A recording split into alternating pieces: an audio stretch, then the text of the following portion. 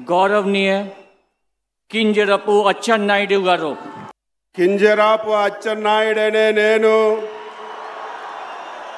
శాసనము ద్వారా నిర్మితమైన భారత రాజ్యాంగం పట్ల నిజమైన విశ్వాసం విజేత చూపుతానని, భారతదేశ సార్వభౌమాధికారాన్ని సమగ్రతని కాపాడుతానని, ఆంధ్రప్రదేశ్ రాష్ట్ర మంత్రిగా నా కర్తవ్యాన్ని శ్రద్ధతో అంతఃకరణ శుద్ధితో నిర్వహిస్తానని, భయం కానీ పక్షపాతం కానీ రాగద్వేషాలు కానీ లేకుండా నిర్వహిస్తానని, శాసనాలను అనుసరించి ప్రజలందరికీ న్యాయం చేకూరుస్తానని దైవ సాక్షిగా ప్రమాణం చేస్తున్నాను.